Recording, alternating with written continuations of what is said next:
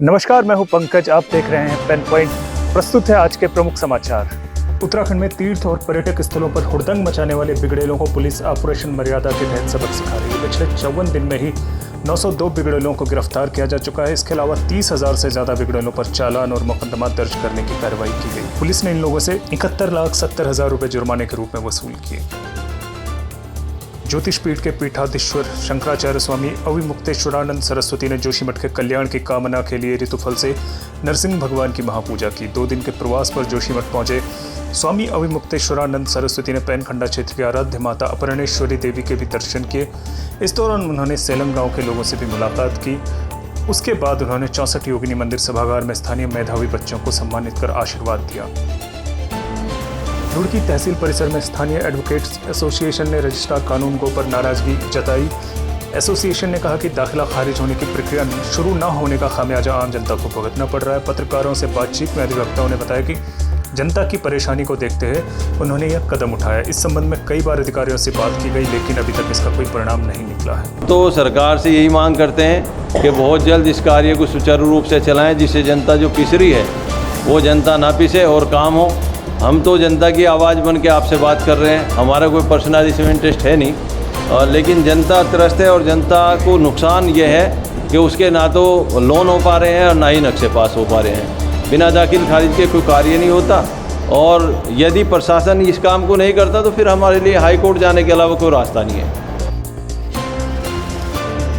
रानी पोखरी के लिस्टाबाद ग्राम में डोईवाला विधायक ब्रजभूषण गैरोला ने सड़क का भूमि पूजन कर विधिवत रूप से उद्घाटन किया।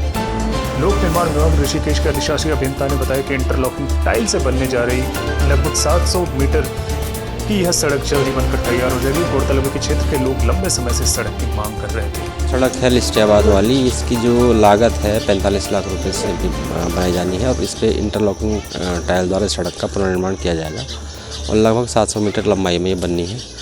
और इसके लिए हमारे माननीय क्षेत्रीय विधायक जी ने प्रयास किया है और इसका साथ दे आज कल से इसका काम स्टार्ट हो जाएगा। हाँ, तो विधानसभा चुनाव में मैं जनता के बीच में गया था। गांव में हमने बैठकें करी थी। लोगों की मांग थी कि साहब इसको सर्वोच्च प्रायोरिटी पे इसको होना चाहिए। तो हमारे गांव के हमारे जो भी हमारे प्रधान उप प्रधान जी हैं, हमारे जिला पंचायत सदस्य हैं, हमारे हमसे लगातार वो कह रहे थे कि साहब इस सड़क को आप बहुत जल्दी बनाए। तो मेरे सर्वोच्च प्रायोरिटी में जिसे कहते हैं प्राथमिकता में ये सड़क थी। तो इस सड़क का हमने फिर मेरे विभाग के PWD से भी हमारे अधिशासी अभियंता धीरेन्द्र जी और हमारी उनकी सारी टीम इसमें लगे। इसका एस्टीमेट बना, इसका वो शासन से हमने इसको स्वीकृति कर। बहुचर्चित निर्माणाधीन हेलंग मारवाड़ी बाईपास के विरोध में आज जोशीमठ नगर में व्यापारियों ने रैली निकालकर विरोध जताया। साथ ही जोशीमठ बाजार भी बंद रखा। इससे पहले गुरुवार को जोशीमठ में व्यापारियों ने SDM को ज्ञापन देकर कहा था कि हेलंग मारवाड़ी बाईपास के निर्माण से जोशीमठ के व्यापारियों का व्यापार ठप होने के साथ ही जोशीमठ नगर का अस्तित्व भी समाप्त होने का खतरा मंडरा रहा है।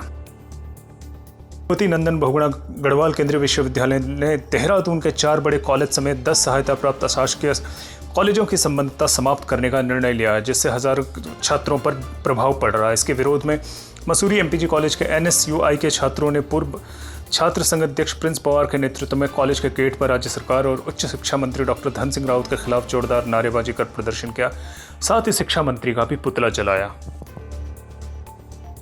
आज के लिए बस इतना ही। मुझे दीजिए इजाजत। हमारे YouTube चैनल से जुड़े रहिए, लाइक कीजिए, सब्सक्राइब कीजिए और शेयर कीजिए।